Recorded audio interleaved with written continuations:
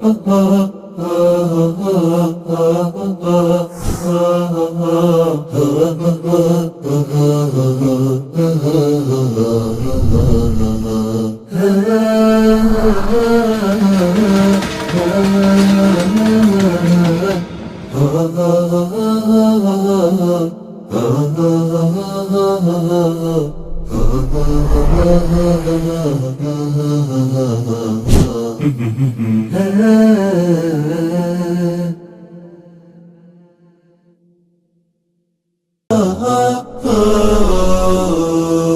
زلت في دفاتري قصيدة،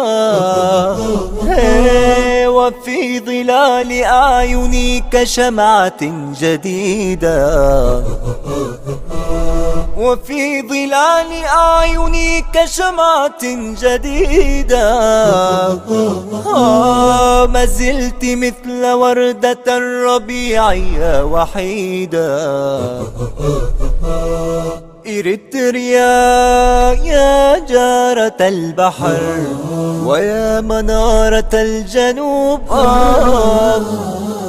إريتريا يا درة البحر ويا منارة الجنوب.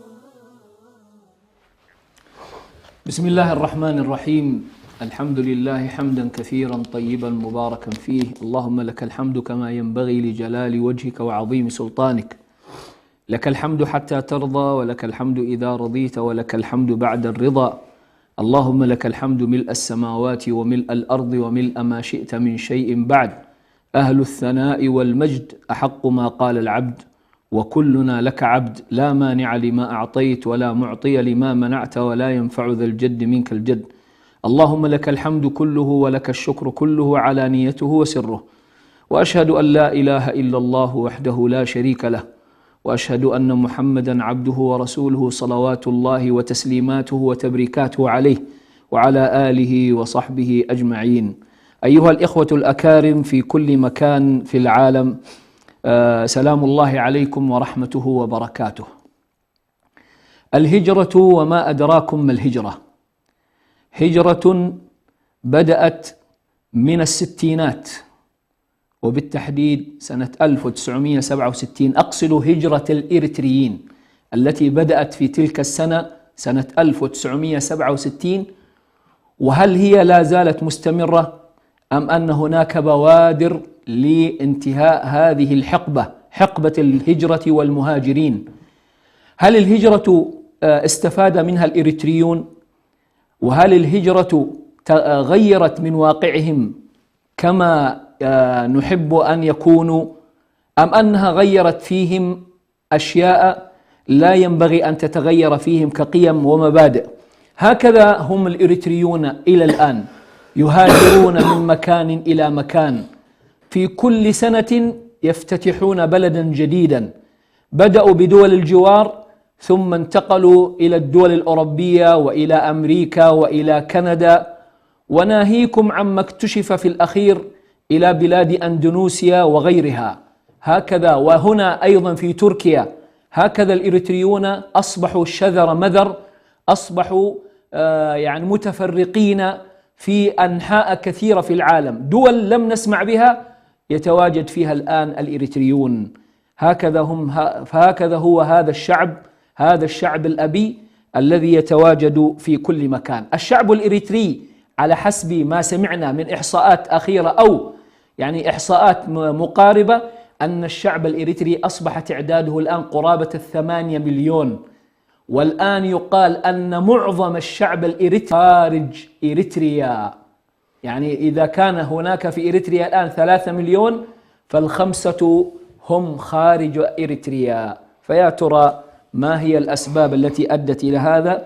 لكن ليس هذا موضوعنا ولا نريد أن نتطرق إليه، ولكن ما جعلنا نعقد هذه الجلسة اليوم هو نريد أن نتعرف على واقع الإريتريين في هذه الفترة في أرض المهجر. معنا ضيفنا الدائم فضيلة الشيخ الدكتور حسن سلمان. حياكم الله يا شيخ. أهلا وسهلا، مرحبا بك وبالمشاهدين. سمعت قبل فترة أحد الإخوة في التيك توك يتحدث عن ذكريات إريتريا، رغم أنه شاب صغير يعني، يتحدث عن عن إريتريا وعن حبه لهذه الأرض وعن ولهذه البلاد وشوقه إليها، فاستجاش في الحنين لإريتريا، ومع أني أنا خرجت من إريتريا وأنا صغير. الآن يا شيخنا السؤال يطرح نفسه بالنسبة للهجرة. الآن في بعض الدول تعطى بعض المساعدات، هل هذه المساعدات تغني هذه الدول عن هجرة أصحابها؟ فما هو الواقع؟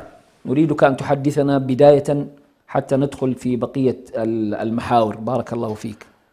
بسم الله الرحمن الرحيم، الحمد لله رب العالمين، والصلاة والسلام على رسول الله الأمين وعلى آله وصحبه أجمعين، أما بعد.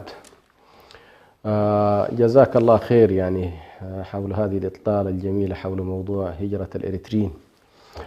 وموضوع الهجرة هو عملية الترك والانتقال، في اللغة هي عملية الترك والانتقال، حيثما ترك الإنسان أرضه والموقع الذي نشأ فيه إلى موقع آخر فإنه يكون مهاجرا. ويبقى بعد ذلك دوافع هذه الهجرة تختلف من شعب لشعب ومن شخص أيضا لشخص. فهنالك الهجرة الطبيعية التي ربما يشترك فيها العالم كله، وهو الهجرة التي يكون الأصل فيها تحسين الأوضاع، وهو يمكن للإنسان حتى لو كان بلده مستقرا ولكنه يشعر بأن البلد الآخر يمكن أن تكون فيه فرص عمل أفضل وإمكانية أن يعمل بماله بشكل أفضل فينتقل، فيكون أيضا هذا نوع من أنواع الهجرة على كل. وهذه أحيانا تسمى هجرة الأموال، هجرة الأموال من بلد إلى بلد. هنالك نوع آخر من أنواع الهجرة وهو هجرة الأمان والأمن، وهو أن الإنسان يهاجر طلبا للأمن وطلبا للسلامة، كهجرة أصحاب النبي صلى الله عليه وسلم إلى الحبشة. كان الأصل فيها أنهم والله يريدون أرضا يأمنون فيها، ولم تكن من ديار كفر، من ديار إسلام إلى ديار كفر، ولكن كانت من ديار كفر ظالم إلى ديار كفر آمن. فقال له النبي صلى الله عليه وسلم إن بها ملكا لا يظلم عنده أحد. جميل. هنالك هجرة لطلب الإيمان ووجود أرض فيها إسلام وفيها إيمان وفيها ولاية إيمانية فيهاجر الإنسان إليها، وهذه هي التي قال فيها النبي صلى الله عليه وسلم إنما الأعمال بالنيات وإنما لكل امرئ ما نوى، فمن كانت هجرته إلى الله ورسوله فهجرته إلى الله ورسوله، ومن كانت هجرته لدنيا يصيبها أو امرأة يتزوجها أو ينكحها فهجرته إلى ما هاجر إليه. فهذا طبعا أفضل أنواع الهجرة، أن يهاجر الإنسان طلبا لنصرة دين الله سبحانه وتعالى، إقامة شرع الله عز وجل، المجاهدة مع المسلمين في البلد الذي يذهب إليه، أو كما كان الوضع في عهد النبي صلى الله عليه وسلم يذهبون إلى نصرة رسول الله صلى الله عليه وسلم وأن يشدوا من عضده ومن أزره عليه الصلاة والسلام. هذه طبعا كانت أفضل أنواع الهجرة التي ربما لا يدانيها هجرة ولم يأتي بعدها بطبيعة الحال، فليس من ينصر رسول الله ويقيم معه الدعوة والدولة كمن جاء بعد ذلك هذا الأمر مختلف عنه. فعلى كل فيما يتعلق بموضوع الآن الهجرة في واقعنا المعاصر، ترتبت الهجرة في واقعنا المعاصر بناء على أن هنالك واقع جديد تشكل في العالم اللي هو نظام الدويلات القطرية المحدودة. نحن في الفترة ما قبل 100 سنة الماضية كان الناس يعيشون حالة الإمبراطوريات، وكانت معظم الأمم تعيش على كل دولة أمة، فكان للمسلمين دولتهم ولغيرهم كذلك من الأمم إمبراطورياتهم.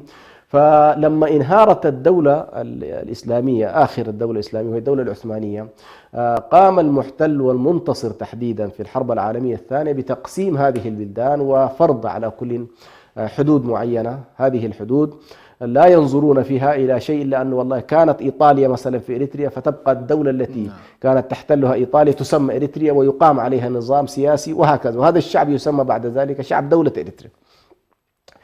هنالك إشكالات كبيرة جدا في هذا النوع ثم ترتبت بعد ذلك بناء على هذه التركيبة السكانية وهذه التركيبة السياسية ذات الدولة القطرية، ترتبت عليها أيضا فكرة الخروج من هذه الدولة. فإذا خرجت من هذه الدولة لا بد لك من استئذان، لا بد لك من تأشيرة، لا بد لك من كذا فيزا إلى الدولة الأخرى التي تريد. بنية الحواجز. فلم يعد من السهل لأنك والله تستطيع أن تتنقل بشكل سهل إلى أرض الله الواسعة التي الله عز وجل يقول ألم تكن أرض الله واسعة فيهاجر يضيق الناس هذه المسألة الآن بهذه الإجراءات الإنسانية بطبيعة الحال. ثم نلاحظ بأن هنالك انقسام في العالم، هذا يجب أن يستصحب أيضا ونحن ندرس قضية الهجرة، وهو ما يسمى الآن بالشمال والجنوب. فهنالك شمال غني مترف اللي هو أوروبا، أمريكا، كندا، هذه المنظومة الغربية، وهنالك جنوب تقريبا أمسكها من جنوب المتوسط، البحر الأبيض المتوسط، وإلى أن تذهب إلى أفريقيا، وهذه طبعا تعتبر مناطق فقيرة. نلاحظ بأن هذا الشمال الغني يقوم بشكل أو آخر بابتزاز وسرقة موارد هذه الشعوب الفقيرة، يأخذها هناك، إما يأخذها في شكل مواد عادية ثم يصنعها بشكل أفضل ويصدرها إلينا مرة أخرى، وإما أنها تنهب نهبا عن طريق الحكومات الفاسدة والأنظمة بطبيعة الحال فاسدة. طبيعي جدا أن شعوب هذه المنطقة لما ما تجد أكل وشرب ولباس وتعليم وصحة ستبحث عن مخرج، فتتجه شمالا، تجدها جميعا تتجه إلى الشمال، المناطق التي فيها هذه الطفرة الكبيرة. هنا تأتي الدول، هذه إجابة لسؤالك، تأتي هذه الدول لمعالجة مشكلة الهجرة. فإذا كان والله سرقت من موارد هذه الشعوب مليار، تخصص مثلا لهذه الشعوب 100 مليون وتقول والله نحاول أن ندعم هذه الحكومات ب100 مليون حتى لا تقوم هذه الشعوب بالهجرة إلينا وترهقنا. سبحان الله. المشكلة وين؟ يعني ربما هذه الأموال لو سخرت بشكل جيد في أنه والله يعني تصرف هذه الأموال في مواردها، تصرف في التنمية، تصرف مثلا في تعزيز المهارات للشباب، في إيجاد فرص عمل للشباب، ربما كان تقل. صحيح. النقطة الثانية، توهب هذه الأموال لأنظمة فاسدة في نفسها مفسدة لغيرها. فأنت عندما تأتي والله تعطي مثلا نظام غير منتخب، ونظام ليس عليه رقابة، ونظام مشهور بالفساد المالي، ومشهور بشكل أو آخر بطرد شعبه في حقيقة الأمر، هذا لا يمكن أن يعزز هذه الأموال في أن تصرف في مواردها، لا تصرف في مواردها. فموضوع هي أول نوع من الهبات مما سرق ومما نهب ومما أخذ من أموال هذه وموارد هذه الشعوب، ثم في نفس الوقت تسلم لجهات دورها حقيقة في بلدانها هو ضبط وسيطرة على هذه الشعوب. تسخر هذه الأموال ليس لتنمية وتعزيز القدرات الاقتصادية والمالية لهذه الشعوب بقدر ما تصرف في الأجهزة الأمنية والشرطية وغيرها في قمع هذه الشعوب. وبالتالي باختصار شديد هذه الأموال التي تأتي إلى هذه البلدان لتعزيز التنمية والنهضة وتقلل من مساحات الهجرة إلى الشمال، لا نجد أنها تصرف في مصادرها ولا تخفف بطبيعة الحال من الهجرة. ولذلك نحن لو رأينا الآن كل البلدان جنوب البحر المتوسط ستلاحظ بأن عملية الهجرة اليوم تكاد تكون لا حد لها. فأنت تتكلم الآن عن الهجرة في إريتريا لم تتوقف يوم من الأيام إلى يومنا هذا، يعني يكاد يكون يعني في فترة من الفترات كان تصل على الحدود السودانية من 50 إلى 150 شاب، على الحدود الأثيوبية بنفس الطريقة. فأنت أمام حالة من الإفراغ لهذه القدرات الشبابية من بلدها ومن أوطانها، ثم تذهب بعد ذلك إلى أقل شيء ستلاحظ بأن والله ما بين 25% إلى 30% من هؤلاء قد يموتون فيه، وهذا مع وجود القمع والمنع بطبيعة الحال. مع ذلك الناس طالعة ما في كلام. سبحان الله. فأنت الآن هنالك مخيمات على الحدود السودانية، هنالك مخيمات على الحدود الأثيوبية. لاحظنا أكبر مشكلة كانت في الحرب الأثيوبية الأخيرة إنه والله تمت مداهمة مخيم للاجئين إريتريين كان فيه تقريبا ما لا يقل عن 70,000 شخص. فأنت أمام حالة من الهجرة الغير مسبوقة تقريبا في تاريخ الشعب الإريتري. سبحان الله. نعم. طيب يا شيخنا، الآن نحن متفقون على أن الهجرة في جميع أنحاء العالم، بالذات العالم المظلوم المكبوت، مستمرة وبلا حدود.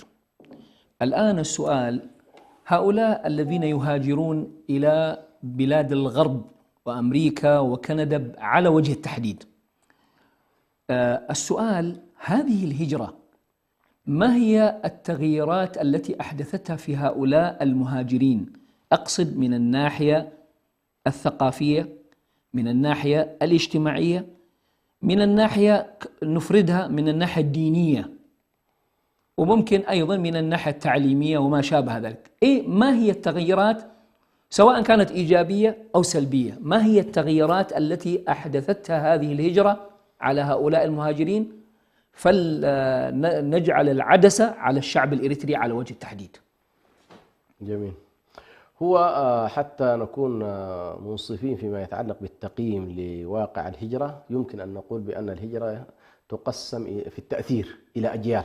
جميل.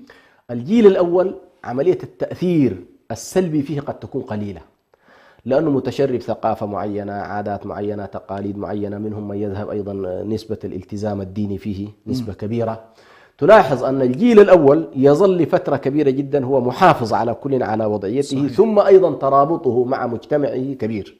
صحيح. يعني هو متصل سياسيا مع تنظيمات، متصل نعم. دينيا مع جماعات، متصل مع مشايخ، متصل مع مدارس دينية، على كل عنده الارتباط. صحيح. اجتماعيا أيضا ليس معزول، يظل هو دائما في تواصل مع أهله.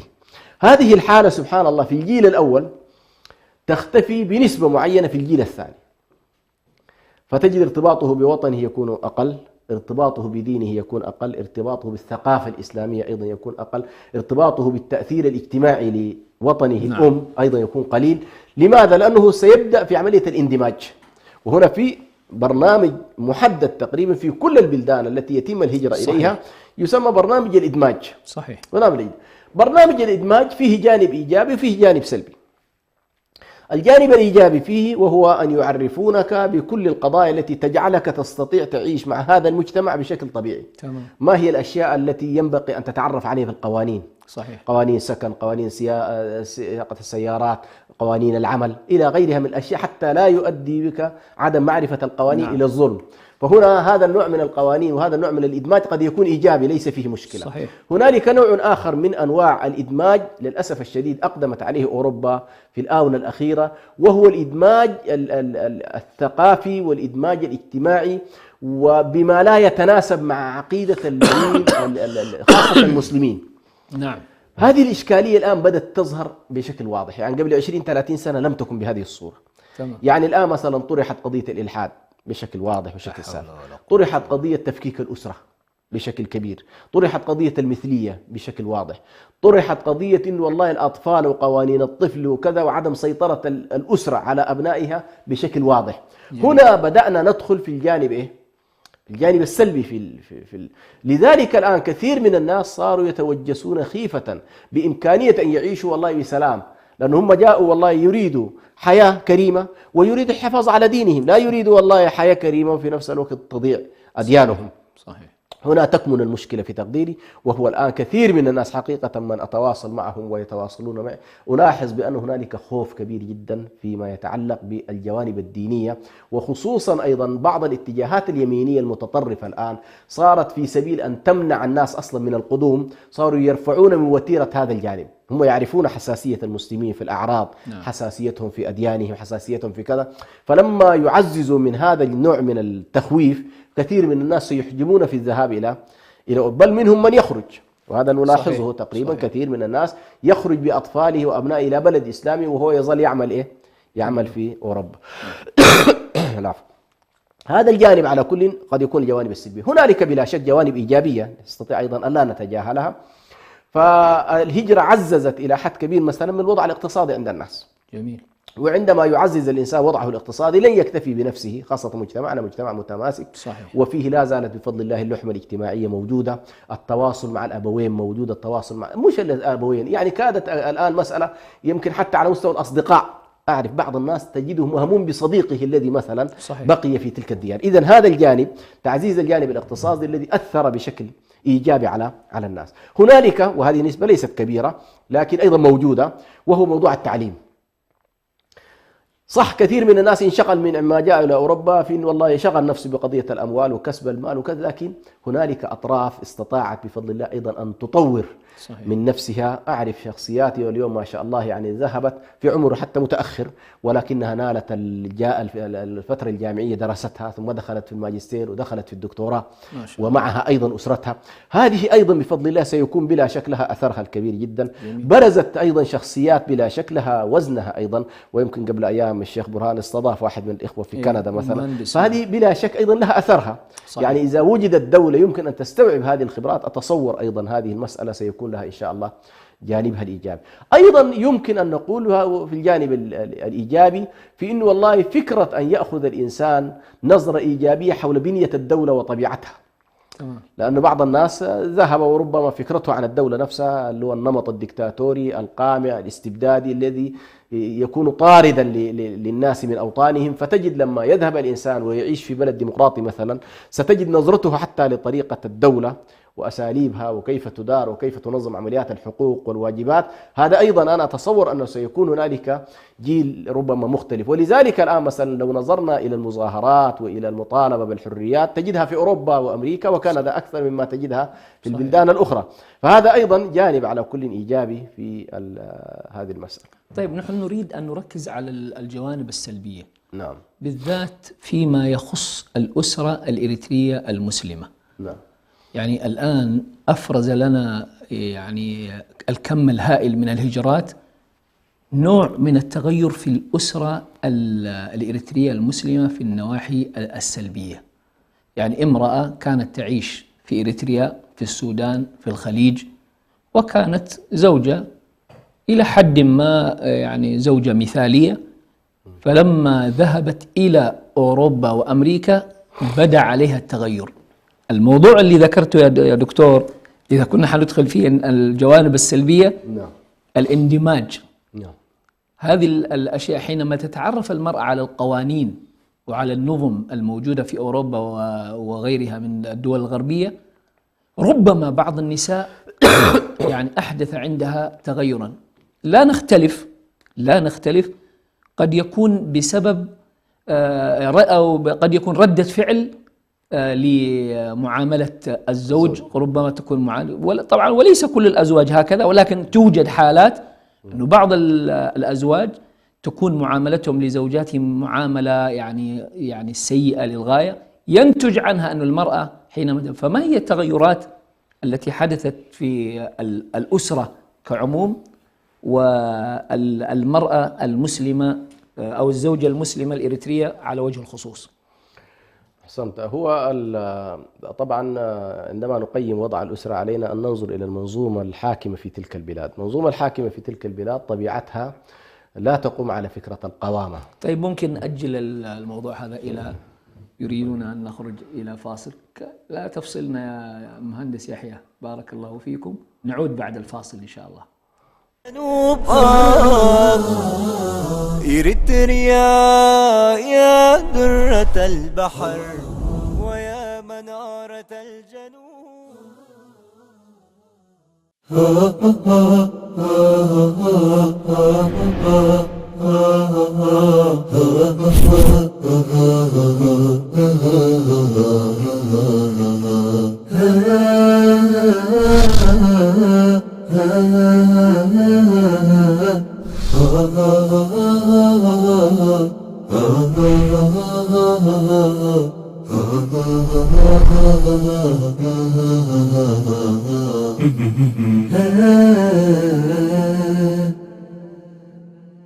أعزائنا المشاهدين، يمكنكم الآن متابعة بث قناة سلام الفضائية عبر قمر سهيل سات على الترددات التالية: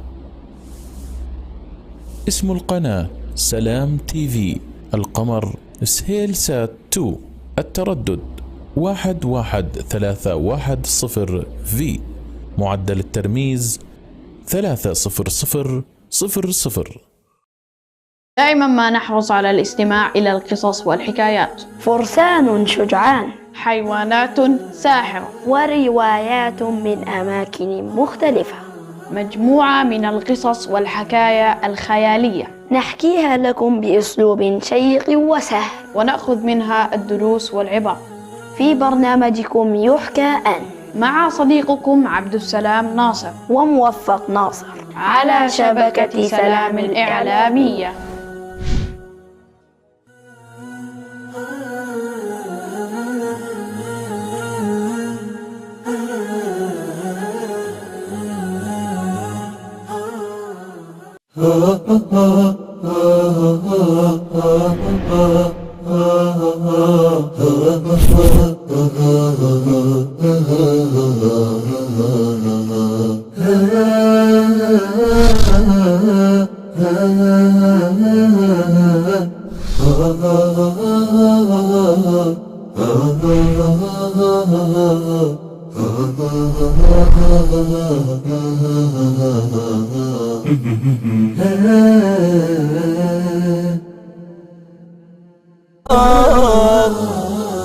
إريتريا يا درة البحر ويا منارة الجنوب. أيها السادة والسيدات، عدنا إليكم ولا زلنا في نفس المحور الشائك، وأعتقد أن هذه الحلقة عقدت لأجل هذا المحور بالذات. الهجرة خاصة يا شيخنا إذا طالت لابد من التغير. الإيجابيات لن نخوض فيها لأن الإيجابيات هي طيبة، ولكن نحن يهمنا الجوانب السلبية التي تؤثر على هؤلاء لو في يوم من الأيام رجعوا إلى إريتريا. فبالتالي عندنا الأسرة المسلمة هي أهم عنصر نهتم به، لأنه هو المكون الرئيس للمجتمع. فبالتالي ما هي التغيرات السلبية التي تطرأ على الأسرة المسلمة سواء من الزوج أو الزوجة أو الأولاد؟ هو هذا السؤال. تفضل شيخنا. نعم، أنا ذكرت في بداية قبل الفاصل المنظومة التي تحكم الآن في أوروبا منظومة قائمة على فكر مغاير تماما للرؤية الإسلامية فيما يتعلق ببنية الأسرة. فأنت مثلا هنا أمام في النظام الإسلامي الأسرة نواة أولى وبذرة أولى في مفهوم الولاية. صحيح. يعني مفهوم الولاية العامة أساسها الأسرة، فهنالك حقوق وواجبات وشروط، وتجد أن موضوع الأسرة هذا يوليه الإسلام عناية كبيرة، ويمكن كثير من النصوص حول هذا الجانب. سبحان الله. هذا الجانب. ثم يعتبر فيها مفهوم الولاية فيجعل عليها والي. هذا الوالي هو الرجل، وهي بنسبة الدرجة التي ذكرها القرآن الكريم، اللي هو فضلهم درجة، اللي هو الرجال فضلوا درجة، هذه قوامون على النساء بما فضل الله بعضهم على بعض وبما أنفقوا من أموالهم. إذن أوجبت عملية الإنفاق على الرجل. جميل. من المهر إلى المصاريف إلى ما بعد، حتى لو حصل طلاق هنالك استحقاقات مالية كلها تقع على الرجل. سبحان الله. هذه بناء على أنه هو الذي يصرف وهو الذي ينفق، كذلك فضله الله في هذا الجانب أنه تقوم عليه الولاية في الأسرة. فهنا أنت أمام منظومة متماسكة لا يستطيع سبحان الله حتى الحاكم الأعلى التدخل في شؤونها فيما أولته الشريعة. مثلا الشريعة أعطت الأب أن يربي أبنائه، أن يقوم أسرته، أن يشرف عليها، يعني حتى لو كان من غير المسلمين داخل الدولة المسلمة أعطاهم حقوق لا يستطيع الحاكم المسلم يتدخل فيها. يعني مثلا الكافر نفسه يستطيع أن يربي ابنه بالشكل الذي يريد. هذه منظومة الإسلام. الغرب لا، الغرب بدأوا ينظروا إلى أنه والله أقامت كل شيء على الدولة، كل شيء على الدولة، وبالتالي أنت مرتبط مع الدولة. الأسرة تقوم على مفهوم المساواة، الرجل مع المرأة على قدم المساواة. هذه الأسرة ليس عليها قوامة، الوضع المالي فيه مقاسمة كده. هنا ستلاحظ بأن المنظومة هذه تتيح بطبيعة الحال لكل طرف من الأطراف أنه والله يكون زاهدا فيها، لن يكون حريصا على تماسكها وعلى ترابطها. هذا جانب. الجانب الثاني، المنظومة الغربية تقوم على فكرة القوانين، المنظومة الإسلامية تقوم على فكرة الأخلاق والدين. دي مسألة أيضا لا بد منها. جميل. يعني ستنظر المرأة في علاقتها مع زوجها في علاقة دينية، في علاقة أخلاقية، في محاسبة، اليوم الآخر، الجنة، النار. ستلاحظ كثير من الأحكام مبنية على أنه والله علاقة الرجل بالمرأة ما قانونية فقط، لها علاقة ديانة. صحيح.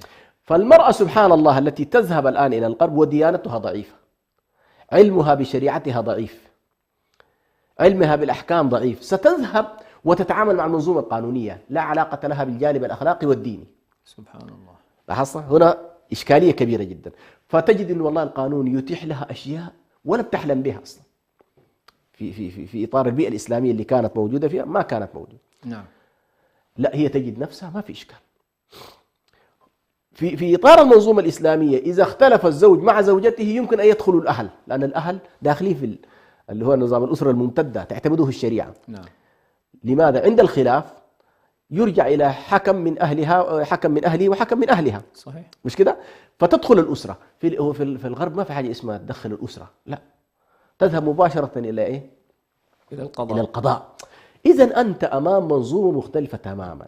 ذهبت المرأة وهي هنا في منظومة اجتماعية يمكن أن تضغط عليها، في منظومة قانون العيب يمكن أن تضغط عليها، في منظومة دينية وأخلاقية تضغط عليها، في منظومة قانونية وتشريعية أيضا تضغط عليها هنا في البيئة. وهنا لا أقول على المرأة فقط، على الرجل نفسه. نعم. على الرجل والمرأة هنالك جملة. يعني مثلا الشخص الذي لا يصرف على أهله وإياله ولا يكون مسؤولا في بلادنا يكون معيبا. صحيح. وتذهب المرأة لأهله، واحد من اثنين، ذهبت إلى الأهل، واحد من اثنين، إما ألزموه وإما التزموا. صحيح. مش كده؟ فتقول لهم والله أولادكم إما أن تقوموا بتربيتهم وتغطية أو تلزموا هذا الرجل، فهو عليه ضغوط أيضا فيها. هناك لا. فكما تفضلت هذه الحالة، هذه الطريقة في النظام القانوني والنظام التشريعي ستسبب إشكالات كبيرة جدا. وبالتالي يعني مثلا في القوانين الأطفال مثلا، أنت من طفل لا تستطيع أن تقول له مثلا جملة من القضايا لا تتدخل فيها. تشكلها الروضة وتشكلها المدرسة وتشكلها المعلمة وتشكلها الحالة الاجتماعية والنظام الاجتماعي. فإذا كان والله الطفل ذهب إلى الروضة أو المدرسة واشتكى من والده أو والدته بأنه في قضايا يتدخلوا فيها كذا، مباشرة استدعاءه ويتم معاقبته. فأنت أمام وضعية قد تكون مختلفة كثير جدا عن الحالة كما ذكرنا في بلادنا. بعد ما يبلغ يصل عمره 18، هذا الصبي بحقه أن يفارقك، ما عنده معك قضية، يتصل بالشؤون الاجتماعية ويقول والله أنا أفصلوني عن هذه الأسرة، أريد بيت مستقل، أريد وضع مستقل. شاب أو شابة ما في إشكال، يمكن أن تذهب.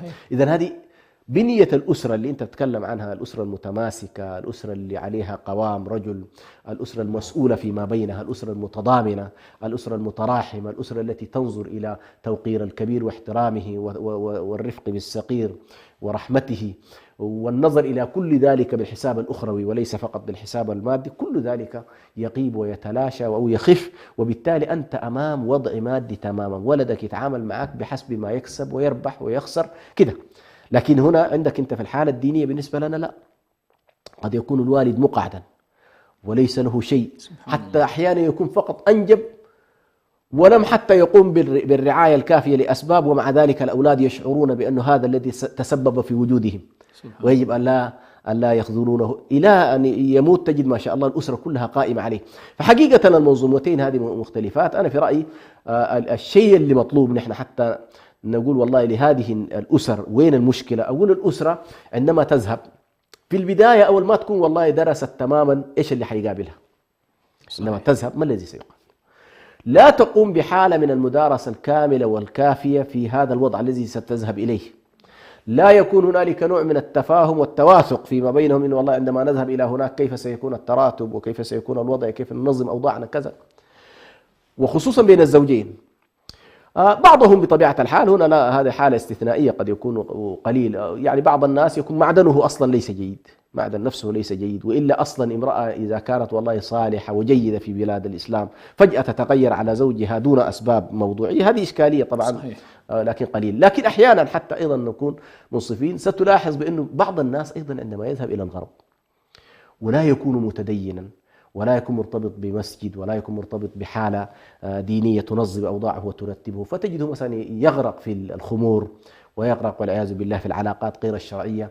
هنا تفتر بطبيعة الحال العلاقة الزوجية وتفتر كذلك نظام الأسرة. يأتي الشخص إلى البيت كما تفضلت وهو ربما خارج الشبكة، لا يتابع الأولاد ولا يرعاهم ولا يجلس مع المرأة ولا يتفاهم معها فهنا ستكون بطبيعة الحال المرأة تصل إلى قناعة إن والله هذا الشخص لا معنى لوجوده، لا معنى لوجوده في حياتي، بل بالعكس تشعر بأنه بهذه الحالة قد تكون هي صالحة. إذا وجد هذا الرجل مع أولاده لا تستطيع أن تربي أبنائها بالشكل الجيد، سيكون عبء على الأسرة. فهي ترى والله أفضل طريقة، هذا مريض والمرض أحيانا يتخلص منه بالبتر، تقول والله هذا أفضل طريقة إنه أنا في البيئة اللي أنا موجودة فيها أنا أريد أرتبط بمسجد، أريد أرتبط بمدرسة، أريد أرتبط كذا، أريد أربي أبنائي، لا أريد أولادي أن يضيعوا ووالدهم ليس من هذا النوع، وهكذا. أو العكس كذلك. على كل هي متشابكة المسألة. هي عموما شيخنا بحكم أن هجرتنا نحن كإريتريين ليست ضاربة في أطناب التاريخ، نحن أقل الشعوب ربما يعني في المدة الزمنية نعم. في الهجرة. نعم. أنا على حسب ملاحظتي أنا لا زال المهاجر الإريتري لا زال متمسك بقيمه ومبادئه وعاداته وتقاليده ومبادئه. يوجد بعض الحالات التي لا نستطيع أن نجعلها ظاهرة، يوجد بعض الحالات. الإشكال ليس هنا، الإشكال نحن نخشى في المستقبل، خاصة من ولدوا في بلاد الغرب من أولادنا، هم أولادنا كإريتريين ينتسبون إلى آبائهم وأمهاتهم حتى لو كانوا يحملون جنسيات تلك البلاد. هو يخشى في مستقبل الأيام الجيل الثالث الرابع الخامس ماذا سيكون وضعه. ولا ننسى ولا بد من استحضار يعني تجارب غيرنا. يعني أذكر في للشوام في أمريكا اللاتينية توجد أسر شامية يعني ذهبت يمكن قبل 100 سنة. الآن الجيل الموجود من هؤلاء جيل غير مسلم حقيقة. يعني إذا تتبعت اسمه ستجد أنه في النهاية اسم مسلم، ولكن إذا رأيت الآن ستجد أنه لا يمت للإسلام بصلة. فهل نحن يعني ذاهبون إلى هذا الطريق أم أن هناك مجال للاستدراك؟ ونريد أن نتكلم حول هذا الكلام وهو مهم جدا يعني من آثار الهجرة. نعم.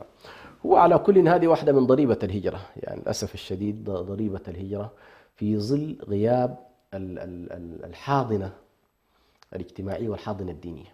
يعني بعض الناس يذهب ويكون سكن في منطقة حولها مسجد، حولها مجموعة من المسلمين، فيظل على الأقل مرتبط هو وأسرته بواقع اجتماعي وواقع ديني معين، فتطول فترة فترة تدينه والتزامهم. نعم. يعني لأكثر من جيل، وربما يذهبون إلى التأثير أكثر من التأثر. جميل. يكونوا مثلا وصلوا إلى مرحلة، وهذه مثلا الآن موجودة في بريطانيا خاصة الهنود والباكستانيين، وصلوا إلى مرحلة إنه يكونوا والله أكثر تأثيرا من أن يكونوا متأثرين. عندك الأتراك، وهذه طبعا ستلاحظ بأن هذا النوع هنالك عمق في الدولة التي ينتسبون إليها ضارب في الجذور كذلك. جميل. فمثلا التركي مهما حاول اسمه كونه تركي مسلم معنا كده، أوروبا هكذا تفهمه. صحيح. وهو نفسه ينظر إلى نفسه بهذا الشكل. إذا أراد أن يحافظ على هويته كتركي لابد أن يكون مسلما، إذا أراد أن يكون باكستاني لابد أن يكون مسلما، هكذا الفهم الذي يذهب به. جميل. وبالتالي هنا ستلاحظ بأنه أكثر ارتباطا بهويته، أكثر ارتباطا بدينه، أكثر ارتباطا بأيضا رؤيته للحياة، إنه هو والله جاي هنا لا ليتقمص شخصية الآخر أو يذوب في هذا المجتمع، ولكنه جاء ليستفيد ويكون يعني وضعه في الكرامة الإنسانية والمالية يكون أفضل. نحن للأسف الشديد نذهب ونحن مقهورين. أنت تذهب من بلدان فيها قمع، فيها استبداد، فيها كذا، ثم هنالك، ودي يمكن نحن هنا في إريتريا قد يكون بعض المجتمع يختلف عنها. يعني الآن المسيحيين قد يكون يختلف عن المسلمين مثلا في إريتريا، بسبب أن المسيحيين إلى هذه اللحظة جزء كبير منهم يستطيع أن يذهب ويتصل بالداخل ويعود في الإجازات يمشي. بعض ناسنا بالذات اللي هاجروا من السودان وبعض المناطق يكون أصلا طالت الفترة بينه وبين إريتريا والقطيعة السياسية قائمة. نعم. وربما هجرته نفسها مثبتة لأنه والله هو لا يستطيع أن يتواصل مع بلده لفترة، على الأقل ستلاحظ بأنه إلى أن يأخذ الجنسية وكذا لا يستطيع أن يتواصل مع البلد. ليش؟ لأنه والله هو أخذ الجنسية بأنه والله بلده مثلا لا يشعر فيها بالأمان. هذه الإشكالية الجيل الثاني سميته الأولاد لا يعرفون عن شيء عن وطنهم. الوطن الذي ينتسبون إليه هو البيئة التي عاشوا فيها وولدوا فيها وكبروا فيها ونشأت علاقات اجتماعية في هذا البلد. ما في فكرة إنه والله يا أخي هؤلاء الأبناء أربطهم بأي شكل من الأشكال ببلادهم. وهذه على كل تحتاج إلى فهم كيف يمكن والله أنك أنت والله يعني لا تظل الحالة السياسية فقط هي الضاء الفاصلة في الأمور. يعني هنالك الجوانب الاجتماعية يجب أن تكون موجودة. يعني أبنائك يجب أن يكونوا متصلين مباشرة بأسرهم، بأهاليهم، بإخوانهم، بأبناء عمومتهم. هذه المسألة سبحان الله من الناحية الاجتماعية لها أثر كبير جدا في العلاقات وفي مسألة التأثير والتأثر. أما الجيل الثالث والرابع على كل ربنا يستر، يعني ربنا يلطف بهم، لأنه سيكون يعني الآن لو تتابع حالات اللي هو رموز كرة القدم. نعم صحيح. تلقى والله الشخص أبوه مسلم أو أمه مسلمة وأبوه مثلا نصراني، ثم هو يقول لك والله أنا لا هذا ولا هذا. ليش؟ لأنه هو أصلا ما اختار بين هاتين الديانتين، والحالة لا تجبره. يعني أنت لما يكون والله مسألة مبنية عليها فكرة إنه هل أنت مسيحي، هل أنت مسلم، هل كذا مثلا في حيثيات نعم. معينة، هو الحالة أصلا في أوروبا جزء كبير منها لولا حالة الهوية المسيحية هي حالة إلحاد كثير، يعني أكثر من 70%. نعم. أكثر من 70% من الشعوب الآن في أوروبا تقوم على فكرة الإلحاد. حتى لو قلنا بأنهم يؤمنون بالله، لكن يؤمنون بالله فقط باعتباره رب خلق، ولكنه لا يتدخل بعد ذلك في الناس. فهم يسميهم البعض بالربوبية، يقول لك أنا أؤمن أن الله موجود، لكن حتى هذا قد كثير من الناس قد لا يفكر فيها أصلا. نعم.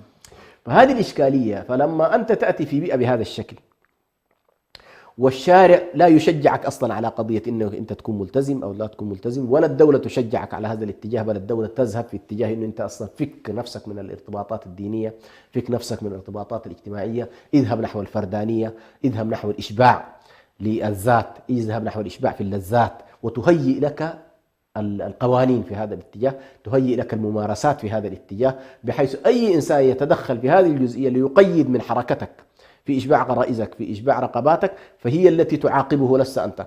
فهنا ستلاحظ بأنه ما يمكن أن نسميه بصناعة، ما سماه البعض بصناعة التفاهة، بل وصناعة موت اللذة. يعني الناس تصل إلى مرحلة أنه خلاص من درجة الإشباع في اللذات أنه في النهاية، ودي يمكن لاحظناها سبحان الله في كثير من الشعراء، امرؤ القيس وغيرهم مثلا ممن تكلم بعد أن وصل في عالم النساء والخمر، لاحظ بعد سنين قال كل الذي الآن أمامي هو آثام وذنوب وكذا، ولكن ذهبت اللذة وماتت اللذة.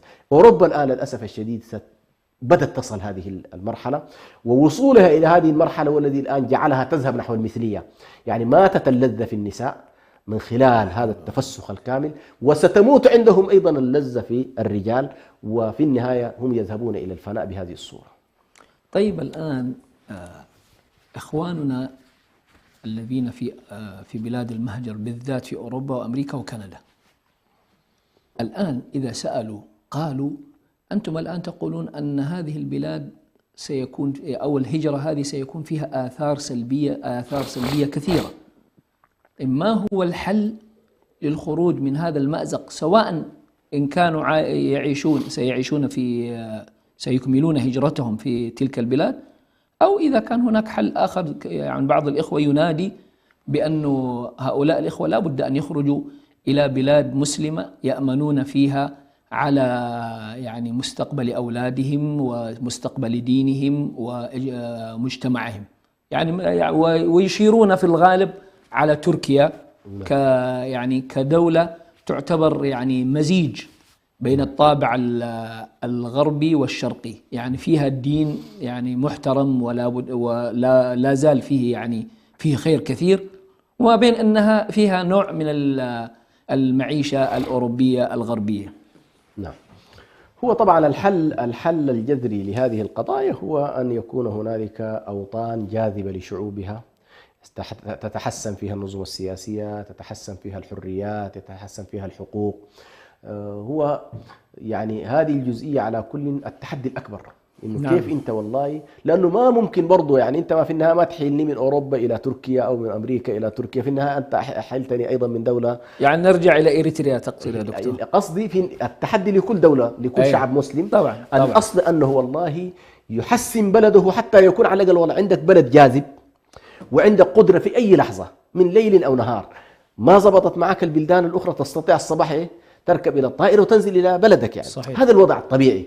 للأسف الشديد هذه الحالة طبعا غير متوفرة، ليست في إريتريا فقط، يمكن كثير من البلدان صارت سبحان الله بلدان طاردة، بلدان لا يتوفر فيها الحد الأدنى. مش إريتريا يعني، الآن في بعض البلدان بلدان مستقرة كانت لسنين، سبحان الله. مثلا النموذج التونسي مثلا بلد مستقر فيه كثير من الإمكانات، اليوم شعبه من أكثر الشعوب هجرة، ونحن نلاحظ هذا طبعا عبر تركيا إلى اليونان، آلاف مؤلفة من الشباب. سبحان الله. تعال إلى الجزائر، تعال إلى ليبيا، فأنت حقيقة أمام بلدان أريد لها أن تكون بلدان مدمرة، بلدان محطمة، بلدان ليست قائمة. فنحن على كل التحدي الأكبر في منطقتنا بشكل عام، المنطقة العربية والإسلامية، أنه والله نستطيع أن نقيم أنظمة تراعي حق شعوبها، تكون هنالك الحقوق، تكون هنالك الكرامة الإنسانية، يكون هنالك النظام الاقتصادي الذي يستطيع أن يحقق الحد الأدنى من ما يحتاجه الإنسان. لأنه كثير من الناس لو سألتهم والله لو توفر لك ربع ما تجده في أوروبا في بلدك وأنت آمن يقول لك الله بلدي، لا شك، ما في كلام. يعني كل الناس اليوم تعشق بلدانها وتتمنى، وخصوصا البلدان اللي فيها يعني فعلا جاذبية. كثير من البلدان فيها يعني جاذبية، وإريتريا قد تكون واحدة من هذه البلدان اللي من يعرفها ونشأ فيها ويعرف أجواءها ويعرف طبيعة أهلها ستلاحظ بأنه لا يمكن أن يفضل عليها بلد آخر يعني. فالحل الأساسي أن تكون هنالك إصلاحات وتكون هنالك على كل تغيير في الواقع السياسي والاجتماعي والاقتصادي في البلدان. هذه واحدة. النقطة الثانية كما تفضلت أن يكون هنالك قدرة على صناعة بيئة تستطيع أنت والله تربي فيها أبنائك إذا تيسر لك ذلك في نفس البلدان التي أنت فيها. يعني هنالك حتى الآن، حتى لا نعمم، في تفاوت طبعا. أوروبا الشمالية الآن ذاهبة نحو الانتحار بشكل أسرع. كندا لا زالت فيها نوع من المحافظة، بالإمكان أنه والله الجاليات المسلمة أن يكون أكثر محافظة. أمريكا حتى الآن هي أيضا أفضل من أوروبا في هذه الاتجاهات. الإشكال الآن أوروبا تنظر إلى أنه والله ما عندها حل إلا هذا الذهاب الانتحاري على كل، هي ماشية في هذا القدر. هؤلاء بطبيعة الحال لا نستطيع أن نفتيهم بالبقاء في تلك الديار مهما كان، لأن البلد الذي لا تأمن فيه على نفسك ولا على ابنك ولا على زوجتك في حياتهم الدينية تحديدا، فأنت إنما توفر لهم نعيما في الدنيا وتبشرهم بجحيم في الآخرة، وهذه كارثة حقيقة. يعني هل مهمتك أنت في هذه الدنيا أنه بس يأكلوا ويشربوا وخلاص؟ يعني هل مهمتك في الدنيا أنه والله ما يعنيك بعد ذلك إلى أين يذهبون؟ فعلى كل من تيسرت له الظروف الاقتصادية واستطاع خلال سنواته التي عاشها في أوروبا أن يوفر بيئة للهجرة إلى أبنائه في ديار المسلمين، اعتقد كما تفضلت هنالك أيضا عدة خيارات يمكن أن تصلح أن يكون فيها العيش بكرامة والعيش بحياة أيضا إسلامية أفضل من الحالة التي هم فيها. لأن حتى هذه اللحظة بلدان المسلمين بكل ما فيها من سوء، لولا السوء الاقتصادي الذي يمر على الناس فإن الحياة فيها على كل متاحة لكثير من الناس. طيب، وإذا بقيوا في دولهم ما المفترض أن يعملوه حتى على الأقل يقللوا من وطأة ما يأتيهم في المستقبل؟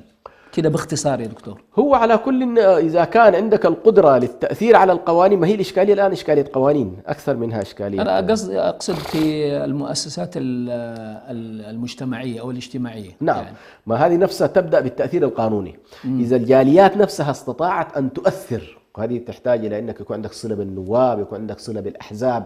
ما هي القوانين قاعد تنزل عليك من فوق وأنت بتنفذ عليك على الأرض يعني. فإذا استطاعت الجاليات المسلمة أن يكون لها دور سياسي ودور في منظمات المجتمع المدني ضاغط، إنه والله نحن هذه القضايا إذا أنتم تريدوا المجتمع المتعدد وتحترموا الخصوصيات الدينية والخصوصيات الاجتماعية وتتبجحون بالتنوع في هذا الاتجاه، فهذه القضايا لا تصلح معنا.